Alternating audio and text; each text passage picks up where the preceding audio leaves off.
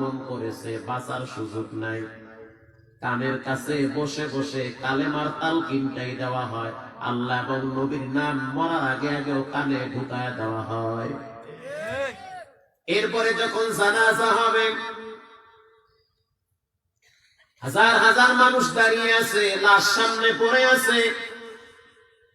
জানাজার ভিতরে 4টা তাকবীর হয়। এই তাকবীরের ভিতরে দুরূদ শরীফ আছে না নাই? আছে। দুরূদ শরীফের ভিতরে আল্লাহুম্মা সাল্লি আলা মুহাম্মদ, জবাব দেন মুহাম্মদ শব্দ আছে না নাই? তুমি লাশ হইয়া 3টা কাপড়ের প্যাকেট হয়ে সামনে পড়ে আছো। কই তোমার নেত্রী? কোথায় তোমার নেতা? তোমার নেতাও নাই, নেত্রীও নাই, তোমার দলও নাই, ক্ষমতাও নাই। তুমি লাশ হয়ে সামনে পড়ে আছো। এখন 4টা তাকবীরের ভিতরে আল্লাহ এবং নবীর নাম দুরূদ শরীফের ভিতরে আছে। এই দুরূদ শরীফটা পড়া তাকবীর দিয়া এরপরে তোমার লাশ যখন কবরে শোয়া দেওয়া হয়, ওই কবরে যখন লাশ রাখে তখন একটা দোয়া পড়া হয়, বিসমিল্লাহি ওয়া আলা মিল্লাতি রাসূলিল্লাহ। ও বাঙালি মুসলমান জবাব দাও, লাশ যখন কবরে রাখে রে তখন রাসূল শব্দ আছে না না?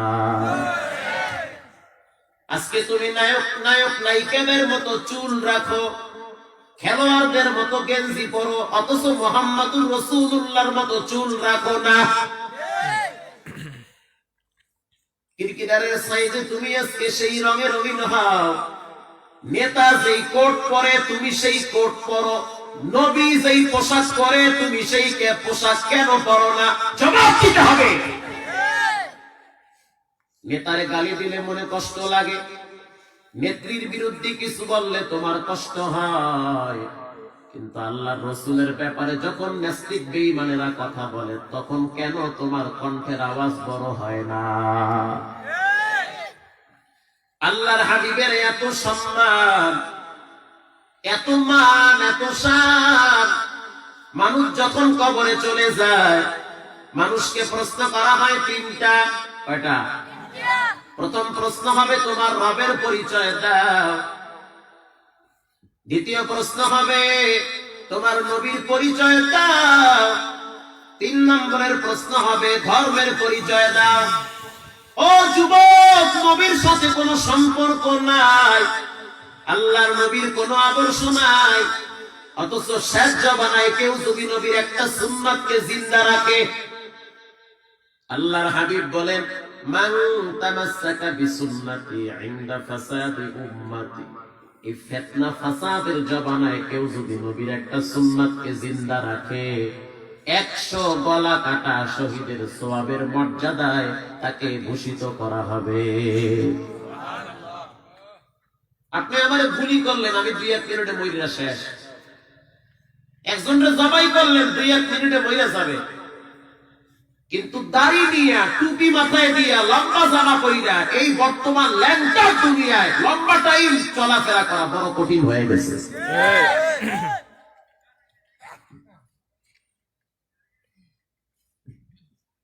অন্ধকার কবরে প্রশ্ন করা হবে 3টা, নবীর পরিচয় দাও, ধর্মের পরিচয় দাও, রবের পরিচয় দাও। এজন্য যুবক, আল্লাহর হাবিবের সিরাতকে গ্রহণ করা লাগবে, আল্লাহর নবীর সম্মান বুঝা লাগবে।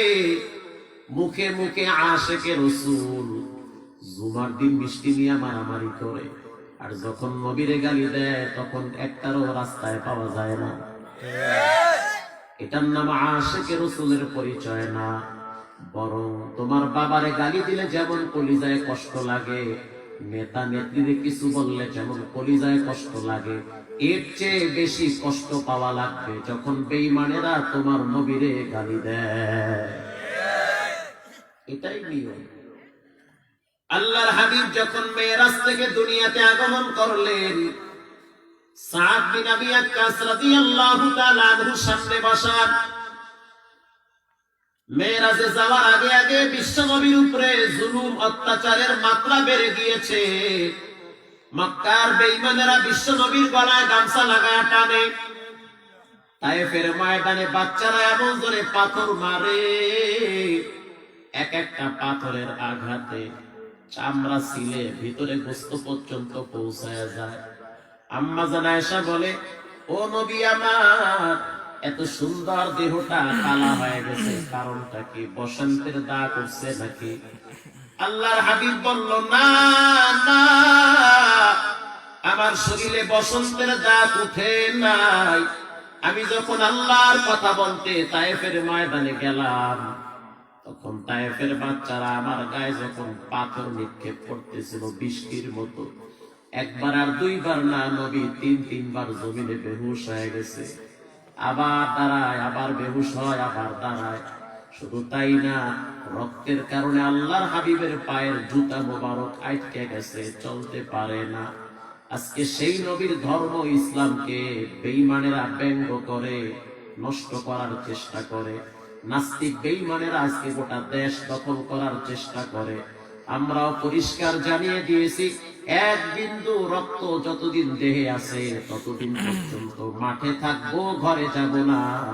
এরপরও নবীর ইজ্জত সম্মানের ব্যাপারে কথা বললে এদেরকে সুস্থভাবে হাঁটতে দেওয়া হবে না।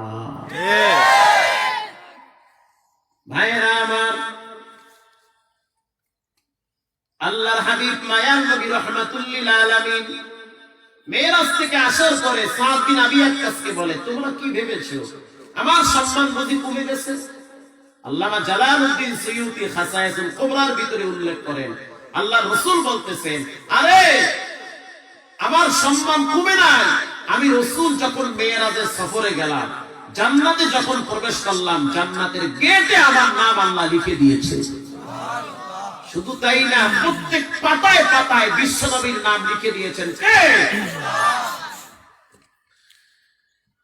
লাকাদ কানা লাকুম ফি রাসূলিল্লাহি উসওয়াতুন হাসানাহ, তোমাদের জন্য উত্তম আদর্শ হলো বিশ্বনবীর আদর্শের ভিতরে।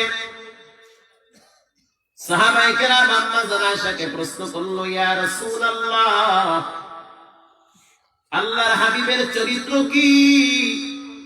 আম্মা জান আয়েশা রাদিয়াল্লাহু তাআলা আনহা বলেন, আফাতাকরাউনাল কুরআন, তোমরা কি কোরআন তেলাওয়াত করো না? সাহাবায়ে কেরাম বলল, হ্যাঁ করি। আম্মা জান আয়েশা বলল, 30 পারা কোরআন যা, বিশ্বনবীর চরিত্র হইল তা।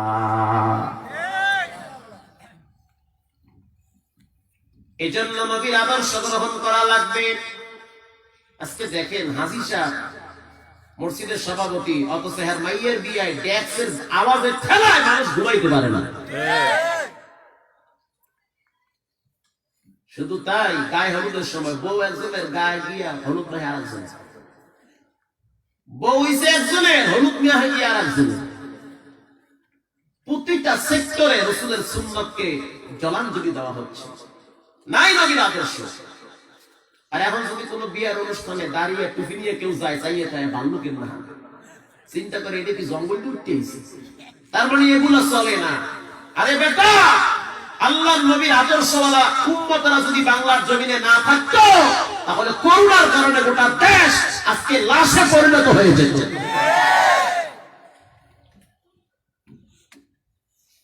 করোনার সময় তো বড় লোকরা বাইরে নামে না, ডরে, ঘরের মধ্যে হইয়া হইয়া মুড়ি খায়, বাজার করে না। কথা বোঝেন নাই? করোনা এমন চালা, সুবহানাল্লাহ। করোনা করছে কি, বস্তিতে যায় না, রিক্সাওয়ালারা ধরে না, ভ্যানওয়ালারা ধরে না, ঠেলাওয়ালারা ধরে না। করোনা ভিআইপি হাউজিং এর ভিতরে 10 তলা বাড়ি, দারোয়ানরে ধাক্কা মারিয়ে ভিতরে ঢুকছে। ঢুকিয়া তাও সিঁড়ি দিয়ে ওঠে না, সে লিফটে উপরে ওঠে।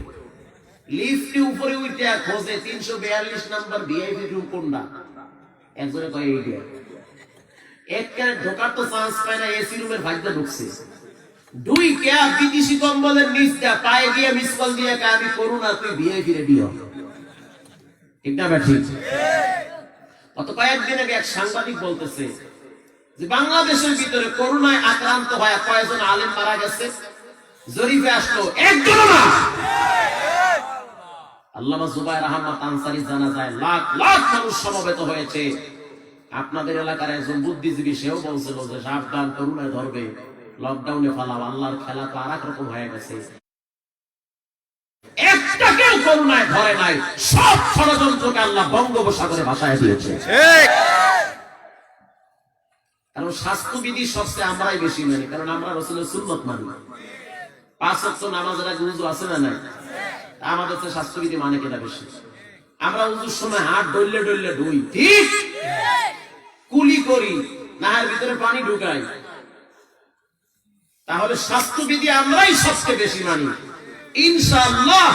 এরপরও যদি করুণায় কোন মুসলমান আল্লাহর প্রিয় বান্দা মারাও যায়, ওটা করুণায় মানে নাই, ওটা আল্লাহর পক্ষ থেকে সাময়িক একটু কষ্ট দিয়ে নাজাতে যাওয়া একটা উসিলা করে দিয়েছে। কারণ মুমিনদের জন্য বিপদ মুসিবত, এটা বিপদ মুসিবত না, এটা মুমিনদের মর্যাদা বাড়াবার জন্য একটা রাস্তা করে দিয়েছে। হাদিসে আসছে কোন মুমিন বান্দার পায়ে যখন কাঁটা বিঁধে উফ যখন করে, ওই উফ বলার সাথে সাথে সগীরা গুনাহ মাফ হয়ে যায়।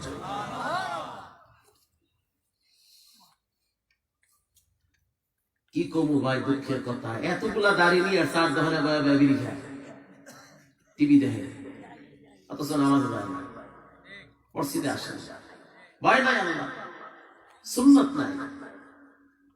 ঘন্টার পর ঘন্টা 4 দোকানে বসে বসে বিড়ি টানে মানে ওরে টান টান কইছে কারে? একটা বিড়ি 6 জনে টানে, একটা বিড়ি পাক্কা 6 জনে টানে, 5 জনে টানে ফালাই দেয়, আর একজন ঘুরে এসে বলে অপচয় তারা শয়তানের ভাই, বাহিরা মরে দেয়। চলতে আছে, অথচ মেসওয়াক করে না। মেসওয়াক করা সুন্নাত। ও চাচা, কতদিন আর বিড়ি খাইবেন? মেসওয়াক করেন। কেউ যদি মেসওয়াক করে নামাজে দাঁড়ায়, 1 রাকাত নামাজে 70 রাকাতের নেকি আমলনামায় জমা হয়। সুবহানাল্লাহ, একটু বড় করে জোরে কোন সুবহানাল্লাহ। হ্যাঁ, সুবহানাল্লাহ কইতে কইতে মরিয়া যান, তাও ভালো।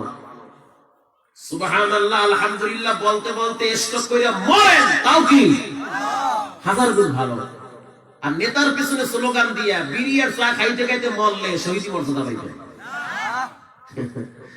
এজন্য সুবহানাল্লাহ আলহামদুলিল্লাহ এগুলো জিহ্বার মাথায় থাকতে হয়। এগুলো হলো নবীর আশিক যারা, এদের একটা সিফাত, এরা ওয়াল টাইম আল্লাহ তাআলার প্রশংসায় গুণগানে পঞ্চমুখী থাকে। যখন মুসিবত দেখে তখন বলে ইন্না লিল্লাহ, যখন অলৌকিক কিছু দেখে তখন বলে সুবহানাল্লাহ। ঠিক না ঠিক?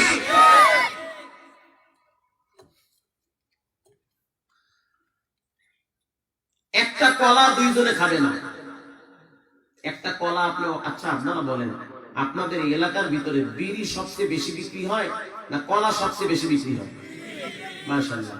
আচ্ছা, কলা খাওয়া স্বাস্থ্যের জন্য ভিটামিন সি আছে না? যাই হোক, ভিটামিন তো আছে, কিন্তু বিড়ি খাওয়া ভিটামিন সি না ডি? বলেন ক্ষতি। আরো জোরে বলেন ক্ষতি। আচ্ছা আপনারা বলেন, আপনাদের এলাকার মানুষ গরুর দুধ কিনে বেশি খায় না বিড়ি কিনে বেশি খায়? বিড়ি কিনে। কেন? কারণটা কি? কারণ হইল বিড়ি খেলে স্বাস্থ্য ভালো হয়, তাই না? তবে একটা হয়, পায়খানা ক্লিয়ার হয়, আধা ঘন্টা বইয়ে বইয়ে টানে, পিছনে একজনের ডায়রিয়া হইতে আছে, খবর নেই। একটা কলা 2 জনে খাবে না, কিন্তু একটা বিড়ি 6 জনে টানে।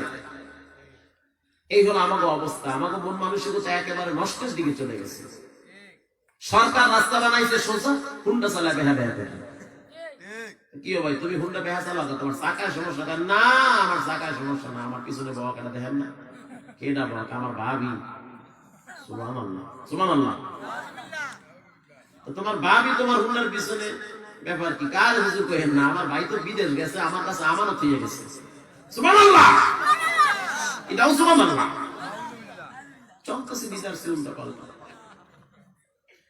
রঙ্গে তাকওয়া রঙ্গে সিদ্দিক রঙ্গে দিন তা'বুদু বাকিব ওয়াদবর আবিদিন মান আহাব্বা সুন্নতে কাওলে রাসূল মাজদায়ে কানা মাইহাম কুন কবুল।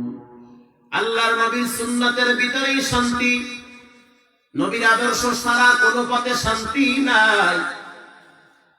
আল্লাহ জানায় দেয়, ও নবী আমার দুনিয়ার মানুষদেরকে জানায় দেন, আমি আল্লাহকে মানুষ ডাইরেক্ট পাবে না, আপনি রাসূলকে যদি ধরে আমি আল্লাহকে সহজে পেয়ে যাবে। কুল ইন কুনতুম তুহিব্বুনাল্লাহ ফাত্তাবিউনি ইউহিব্বুকুমুল্লাহ ওয়া ইয়াগফির লাকুম যুনুবাকুম ওয়াল্লাহু গফুরুর রহিম। যারা আপনি রাসূলের ইত্তেবা করবে এদের গুনাহগুলো আমি আল্লাহ মাফ করে দিব। এজন্য আল্লাহর নবীর সুন্নাতের ভিতরেই শান্তি, নবীর আদর্শের ভিতরেই শান্তি। কেউ যদি মেসওয়াক করে, মেসওয়াক একটা নবীর সুন্নাত। নবীকে ভালোবাসি, দাড়ি রাখতে চাই না, নবীকে ভালোবাসি, মাথায় টুপি দিতে চায় না, নবীকে ভালোবাসি, লম্বা জামা পরতে চায় না, নবীকে ভালোবাসে, ইসলামী দল করতে চায় না, নবীকে ভালোবাসে কিন্তু মাঝে মাঝে মিষ্টি খাওয়ার লোকে মারামারি করে। এজন্য সাবধান, নবীকে ভালোবাসতে হবে। আল্লাহর নবীকে ভালোবাসা মানে নবীর সুন্নতের ইত্তেবা করা, নবীর সুন্নত গুলাকে মেনে চলা। নবীর সুন্নত যে মানবে তাকে সুন্নি বলে, যে নবীর সুন্নত মানে না সে মুখে মুখে বলে সুন্নি, আসলে রাসূলের দুশমন। আমি আমার আব্বারে ভালোবাসি অথচ বাবা হক আদায় করি না, বাবারে খুব ভালোবাসি, বাবার ওষুধের টাকা দেই না, বাবারে ভালোবাসি, বাবার ভরণ পোষণ দেই না, আমি মিথ্যাবাদী। কিসের ভালোবাসা আমি রাসূলকে? আমি যদি আমার রাসূলকে ভালোবাসি তাহলে রাসূলের প্রত্যেকটা সুন্নতকে আঁকড়ে ধরা লাগবে, রাসূলের প্রত্যেক সুন্নতকে নিজের জীবনে বাস্তবায়ন করা লাগবে। ও নবীর উম্মত, আল্লাহর নবীর একজন সাহাবী হুযায়ফা রাদিয়াল্লাহু তাআলা আনহু রোম সম্রাটের সাথে একবার সংলাপে বসেছিল, যুদ্ধের বিষয় নিয়ে সংলাপ করতেছে। রোম সম্রাট খানা খাওয়ার জন্য টেবিল চেহার দিয়েছে, এখানে খানা খাবে। আব্দুল্লাহ বিন হুযায়ফা রাদিয়াল্লাহু তাআলা আনহু বলল, সাবধান, দস্তারখানা বিছাও, তারপরে আমি খানা খাবো। একজনে বলল, খবরদার, এটা বাদশাহী মহল, এটা রোম প্রাসাদ, এখানে মন মতো কিছুই চলবে না। আব্দুল্লাহ বিন হুযায়ফা রাদিয়াল্লাহু তাআলা আনহু বলল, দস্তারখানা যদি না বিছাও আমি আব্দুল্লাহ বিন হুযায়ফা সংলাপে বসবো না। খানা খাওয়ার পর প্লেট চাইটা খায়। এক সাহাবী বলল, আব্দুল্লাহ বিন হুযায়ফা, খানা খাওয়ার পর প্লেট চাইটা খান, এটা তো বাদশাহী মহল, এখানে খানা খাওয়ার পর প্লেট চাইটা খাইলে বাদশার মান সম্মান নষ্ট হয়। আব্দুল্লাহ বিন হুযায়ফা রাদিয়াল্লাহু তাআলা আনহু বলল, খবরদার, আমি আমার রাসূলকে দেখেছি খানা খাওয়ার পরে প্লেট চাইটা খাইতে, আমার জীবন চলে গেল, আমি এই সুন্নাতটাকে বাদ দিতে পারি না। এটা হলো সাহাবায়ে কেরামদের আমল। জীবন চলে গেল, তারা একটা সাধারণ সুন্নাত কেউ ছাড়ে না। কত কয়েক বছর আগের কথা। সুন্নাত এমন একটা জিনিস, এটা মানুষের শারীরিক রোগেরও চিকিৎসা হয়। আল্লাহ পাক ভয়ঙ্কর আযাব থেকে সুন্নতের মাধ্যমে মানুষকে বাঁচায় দেয়। বড় বড় মুসিবত থেকে আল্লাহ পাক সুন্নতের বিনিময়ে মানুষকে বাঁচায় দেয়। বর্তমান বিজ্ঞান বলে দাড়ি কামাইলে 3টা মুসিবত হয়। একটা মুসিবত চোখের পাওয়ার কমে যায়, আর একটা মুসিবত যৌবনের পাওয়ার কমে যায়, আর একটা মুসিবত অল্প বয়সে মৃত্যু ঘটে যায়। এজন্য বর্তমান দেখবেন ইহুদি খ্রিস্টান নাসারারাও শারীরিক চিকিৎসার জন্য দাড়িটা নিজের জীবনে রাখে, কামায় না কেন? বলে সুস্থ থাকার জন্য। আর এটা তো মুহাম্মদ সাল্লাল্লাহু আলাইহি সাল্লাম আজ থেকে 14 থেকে 1500 বছর আগে বলেছেন, যে ব্যক্তি দাড়ি রাখবে আরশের মালিক তাকে কঠিন মুসিবত থেকে বাঁচায় দিবে। এজন্য নবীর সুন্নাতগুলো পালন করেন হে মুসলমান যুবক। কয়েক বছর আগের কথা, বাংলাদেশ থেকে একদল তাবলীগের জামাত আফ্রিকার জঙ্গলায় দ্বীনের দাওয়াতের কাজ করে, নিজের পকেটের টাকা দিয়ে দ্বীনের দাওয়াত দেয়, নিজের খাওয়া খাইয়ে আল্লাহর কথা মানুষদেরকে আল্লাহর দিকে আহ্বান করে। আমাদের বাকেরগঞ্জের একজন ডাক্তার সাহেব, তিনি সেই জামাতে ছিল। ওখানে যাওয়ার পরে শুনলো যে একটা ট্রাক নাকি অ্যাক্সিডেন্ট হয়েছে। খবর নিয়ে জানতে পারলো তারাও বাঙালি। কাছাকাছি যাওয়ার পর শুনলো একটা হোটেলে ঢুইকা ট্রাকের ড্রাইভার আর হেল্পার দুইজনে ক্ষুধা নিবারণ করার জন্য সিঙ্গারা খেয়েছে। জায়গায় ড্রাইভার ডেট হয়ে গেছে, কিন্তু এখনো পর্যন্ত হেল্পার বেঁচে আছে। সাংবাদিকরা প্রশ্ন করলো, কিছুই বুঝলাম না, দুইজনেই তো সিঙ্গারা খাইল, ড্রাইভার সাহেব কেন মারা গিয়েছে, এখনো হেল্পার সাহেব কেন বেঁচে আছে? সাংবাদিকের প্রশ্নের উত্তরে সকলেই কি বলে হতভম্ব হয়ে গেছে। প্রত্যেকেই বলল আমরা জানি না ব্যাপারটা কি ঘটেছে। পরে যখন বড় একটা মিশিং আনলো মাপার জন্য কি হয়েছে এখানে, যখন মিশিংটা ওই মৃত হেল্প ড্রাইভারের উপরে লাগিয়ে দিয়েছে, তখন মিশিংটা কালা হয়ে গেছে। যিনি ওখানে ডাক্তার আছে তিনি বুঝতে পেরেছে এই ড্রাইভারকে কোনো ভয়ঙ্কর বিষাক্ত প্রাণী কামড় দিয়েছে, যার কারণে এমন একটা অবস্থা হয়েছে। হেল্পারকে ধরে অ্যারেস্ট করে জেলখানায় নেওয়া হয়। রিমান্ডে যখন নেওয়া হয়, প্রশ্ন করা হয়, সত্য করে বলো রাস্তায় আসার সময় কি ঘটেছে? হেল্পার সাহেব চোখের পানি ছেড়ে দিয়ে বলে, আমি জানি না, আমরা তো দুইজনই গাড়িতে ছিলাম, আসার সময় একটা ঘটনা ঘটেছে, সেটা আমি বলতে চাই। কি বলবো, ঘটেছে বলো? বলে আসার সময় যখন পাহাড়ি অঞ্চল দিয়ে আমাদের গাড়িটা নিয়ে আসতেছিলাম, ট্রাক বোঝাই করা গাছ ভিতরে, যখন আমরা আসতেছিলাম হঠাৎ রাস্তার এই পার থেকে ওই পারে একটা সাপ পার হইতেছে, ভয়ঙ্কর মোটা সাপ। এই সাপ আমরা জীবনে কোনোদিন দেখি নাই, এত বড় মোটা সাপ, মনে হচ্ছে সামনে কোন ড্রাম যাইতেছে। আল্লাহু আকবার!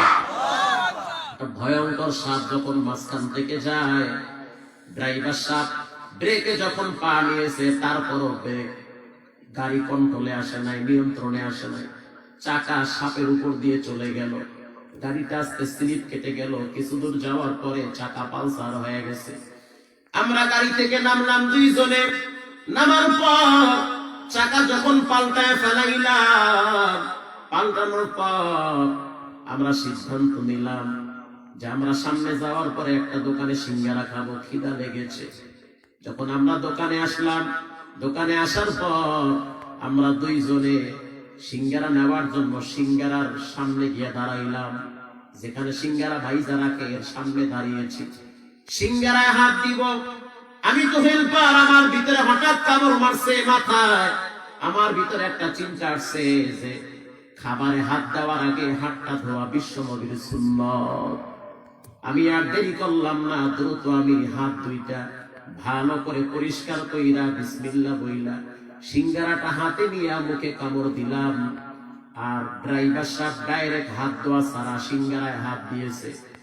ওখানে যিনি তদন্ত কমিটি ছিল তারা প্রত্যেকেই বুঝতে পারছে প্রত্যেকের হাতের সাথে বিষাক্ত ওই সাপের কিছু মিশ্র ক্রিয়া হাতে লেগেছিল। দুইজনের হাতে যখন সাপের বিষ লাগছে চাকা পাল্টানোর সময়, একজনে তো হাত ধোয়ার কারণে আরশের মালিক সুন্নতের বরকতে বাঁচায় দিল, আর একজনকে হাত ধোয়া ছাড়া ডাইরেক্ট যখন সিঙ্গারায় হাত দিল, ওই বিষ গিয়া সিঙ্গারায় লাগছে, সিঙ্গারা গিয়া পেটে ঢুকছে, জায়গায় ডেট হয়ে গেছে। আর আরশের মালিক সুন্নতের বরকতে এই হেল্পারকে বাঁচায়া দিয়েছে। এটা হলো সুন্নতের বরকত। ও যুবক, নবীর সুন্নত গুলা ভালো করে ধরে না, নবীর সুন্নত পালন করো, হেলায় খেলায় সময় নষ্ট করিও না। আল্লাহর নবীর প্রতি সাহাবায়ে কেরামদের কেমন মহব্বত, আল্লাহর নবীর প্রতি মহিলা সাহাবীদের কেমন ভালোবাসা। যখন উহুদের ময়দানে শয়তান চতুর্দিকে ছড়ায় দিয়েছে, কতকুতিলা মুহাম্মদ, এক আনসারী মহিলা মদিনা থেকে রওনা হয়েছে, উহুদের ময়দানে দৌড়ানো শুরু করে দিয়েছে। মাযা ফাআলা রাসূলুল্লাহ, জানতে চাই আমার রাসূল কেমন আছে। এক সাহাবী বলতেছে, রাসূলের খবর জানি না, তবে তোমার সন্তানটা মারা গিয়েছে, শহীদ হয়ে গেছে। মহিলা মোটেও বিচলিত হয় নাই, তিনি বারবার বলতেছে আমার নবী কেমন আছে। কিছুক্ষণ পর আরেকজন বলতে আছে তোমার স্বামী তো শহীদ হয়ে গেছে, আরেকজন বলতেছে তোমার ভাই শহীদ হয়ে গেছে। মহিলা বলতেছে ফাআলা রাসূলুল্লাহ, আমার নবী কেমন আছে জানতে চায়। কিছুক্ষণ পর যখন দেখলো বিশ্ব নবী পাথরে ভর দিয়ে দাঁড়িয়ে আছে, মহিলা আল্লাহর নবীর সামনে দাঁড়ায় বলতেছে, খোদার কসম, আমার সন্তান, আমার স্বামী মারা গেছে, মোটেও আমি বিচলিত হই নাই। আপনাকে দেখার পরে মনে হইতেছে আল্লাহ পাক আমাকে দুনিয়ার সব কিছু দিয়েছে। এজন্য নবীর সুন্নাত গুলা ভালো করে ধরে নেন। আল্লাহ তাআলা নবীকে এত সম্মান দিয়েছে। ব্যাংকে যাওয়ার পরে যেমন আপনার সাইন ছাড়া কোনোদিন চেক দিয়া টাকা নামাইতে পারবেন না, ঠিক হাসরের ময়দানে বিশ্ব নবীর সুপারিশ ছাড়া জান্নাতে যাওয়া যাবে না। এজন্য আজ থেকে পাক্কা নিয়ত করে নেন, জীবনে কোনোদিন নবীর সুন্নাতের ব্যাপারে অবহেলা করবেন না। আল্লাহ পাক কোরআনে বলেন, আমি আমার রাসূলকে রহমত হিসেবে দুনিয়াতে নাযিল করেছি, ওয়ামা আরসালনাকা ইল্লা রাহমাতাল লিল আলামিন। আরে আমি আল্লাহু আকবার তো জোরে বলেন, আল্লাহু আকবার, আল্লাহু আকবার, আল্লাহু আকবার বলতে বাইরে বলছে। এটার ভিতরে কি আছে? এটার ভিতরে টিস্যু, এটার ভিতরে কি আছে? টিস্যু। এটা যদি টান দেয় কি বের হবে? টিস্যুই বের হবে। আমি 2 মাস যদি রুমাল দিয়ে ঘষি যে ভাই তুই আল্লাহর রাস্তায় 1000 টাকার নোট বাইরিস, বাইরে কি বের হবে? টিস্যুই বের হবে। কারণ ভিতরে কি আছে? টিস্যুই আছে। এটা যেমন সত্য, যার ভিতরে আল্লাহর মহব্বত থাকে ওই ব্যক্তির মৃত্যুর সময় কালেমাটা মুখ থেকে বের হয়। ঠিক না ঠিক? রাস্তায় হাঁটার সময় অনেক ছেলে পেলে উষ্টা খায়া পড়ে যায়। উষ্টা খায়া পড়েন তো, মানে পিছলাও না, উঁচা নিচা জায়গাও না, হুদা জায়গা পড়ে মরে। পড়ে গিয়ে কিছু টাকা ওই বাবারে বাবা ব্যথা পাইছে, ওরে মা আমার মাজা ধরে গেছে। আবার যদি শিক্ষিত হয় তখন বলে ও মাই গড আমি ব্যথা পেয়েছি। ঠিক না ঠিক? সুবহানাল্লাহ। আবার কিছু গোলাবান আছে মোটামুটি ইমান আমল ভালো আছে, নামাজ কালাম পড়ে, আল্লাহরে মানে, রাসূলরে মানে, এরা বিপদে পড়লে বলে ইন্না লিল্লাহ। ঠিক না ঠিক? আসলে এগুলো ভিতরের ইমানের অবস্থার উপরে। আপনার ইমান যদি মজবুত থাকে, আপনি মুসিবতে পড়লেও স্মরণ হবে একজনকে, তিনি হলেন কে? আল্লাহ। গোলাপবাগ দিনাজপুর ওয়াজে গেলাম, জোহরের নামাজের পরে বয়ান, এর আগে দুপুরের সময় খানা দিতে আছে ছাত্রদেরকে। গরুর গোস্ত আর ডাইল বোর্ডিং এ পাকাইছে। এই এক ছাত্র প্লেটে করে নিয়ে যাইতে আছে, সিঁড়ি বাইয়ে উপরে উঠবে, একজোখানা দোতলায়। তো সিঁড়ির কাছে গিয়ে পাটা পিছলে ধাম করে পড়ে গেছে ডাইল আর গরুর গোস্ত হতো। পইরা যখন গেছে শক্ত গিয়ে সাদা জামায় মাখছে, খুব ভালো লাগছে না? সাদা জামায় যদি গরুর গোস্ত ঝোল লাগে খুব মজা লাগে না? গোটা শরীর মাইকে গেছে। যখন টোটাল শরীরে এই গরুর গোস্ত ঝোল আর ডাইল লাগছে, তখন চিল্লায় বইলে উঠছে আলহামদুলিল্লাহ। ওরে ট্যাবলেট কয় কি দেয় ভাই, আলহামদুলিল্লাহ। ওস্তাদ ডেকে বলতে আছে আলহামদুলিল্লাহ কেন বললে? হুজুর আমি যখন পড়ে গেছি মনে করছি আমার পা বুঝি ভাঙ্গে গেছে, কিন্তু আবার দাঁড়াইছি, এখন দেখতে আছি আমার পাও ভাঙ্গে নাই, আল্লাহ আমার বাঁচায় দিয়েছে, এই জন্য আল্লাহ শুকরিয়া আদায় করছে আলহামদুলিল্লাহ।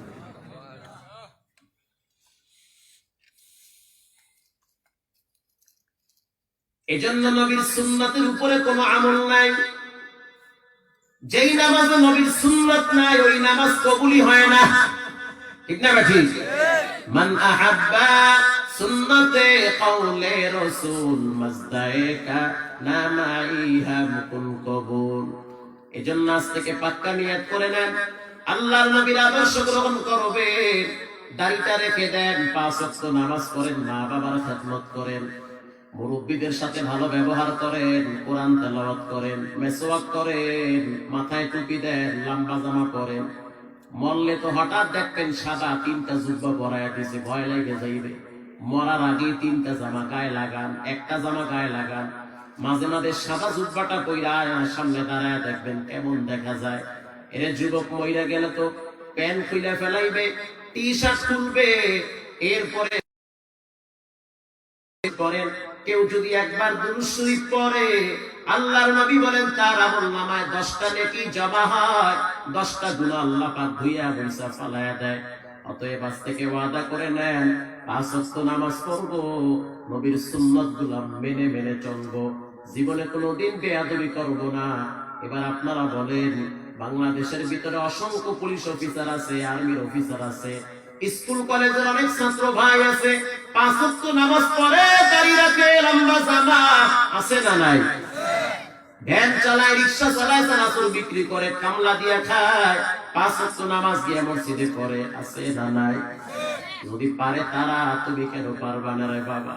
তারা যদি পারে, তুমি কেন পারবা না? এই বয়ানটা আমার ইউটিউবও আছে। গত বছরের 11ই সেপ্টেম্বর আমি কিশোরগঞ্জে বয়ানে গিয়েছিলাম। বয়ান শেষ করিয়া ঢাকায় আসতেছি, কুড়ির ফ্লাইওভারের নিচে একটা মসজিদ আছে। এই মসজিদে ফজরের নামাজের আগে আগে আজান হয় নাই, ঢুকলাম মসজিদে। মসজিদের কিনারায় এক রিক্সাওয়ালা দাঁড়ায় দাঁড়ায় নামাজের ভিতরে কাঁদতেছে, অজুর ধারায় চোখের পানি ছেড়ে কান্দে। ডানে বামে তাকায় দেখি কোনো মানুষ নাই, রিক্সাওয়ালা একা দাঁড়ায় আছে, লম্বা একটা জামা গায়ে, লম্বা টাইম নামাজ পড়লো 2 রাকাত। নামাজ শেষ হওয়ার পর 2টা হাত তুলে আল্লাহর কাছে চোখের পানি ছেড়ে কান্দে আর কয়, আল্লাহ, এই গরিব রিক্সাওয়ালার প্রতি দয়া করে। অবাক হয়ে গেলাম। লম্বা টাইম কান্নাকাটি করার পর আমি আস্তে করে সিনায় হাত দিলাম। চাচা, আপনার বাড়ি কোথায়? বলে, আমার বাড়ি কুড়িগ্রামে।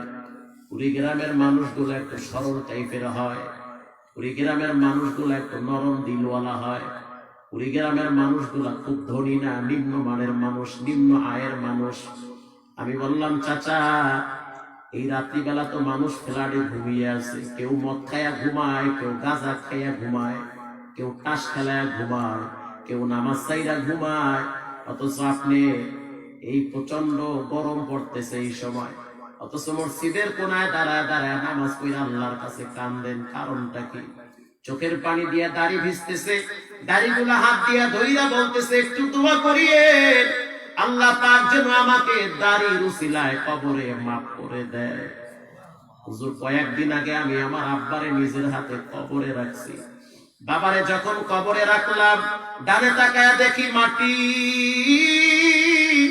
বামে তাকায় দেখি মাটি, সামনে তাকায় দেখি মাটি, পিছনে তাকায় দেখি মাটি, উপরেও মাটি, বাঁশের চালা, নিচেও মাটি।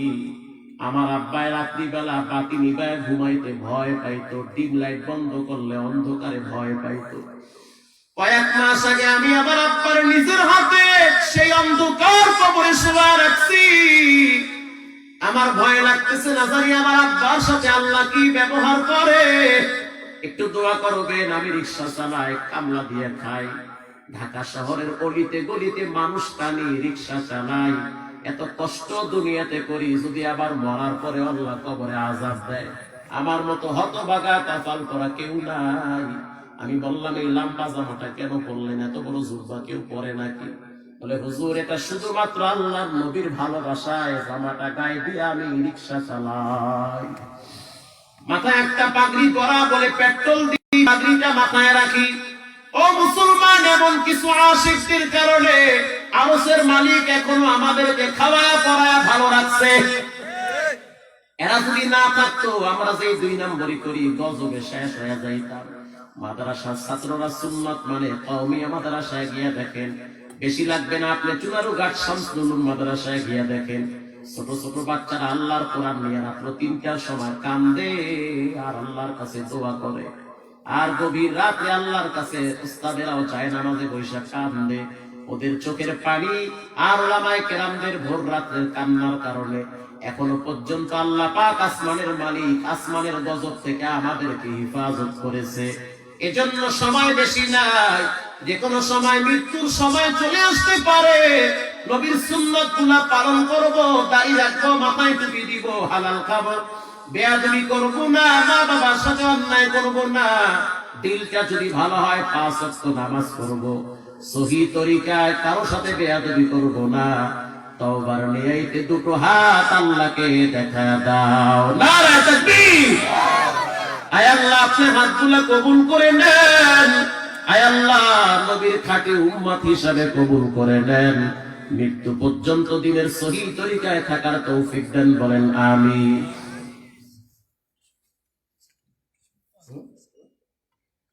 अमल से बनती है ये जन्नत भी जहन्नम, ये खाके फितरत में न नारी है न नूरी, ये खाके फितरत में न नारी है न नूरी।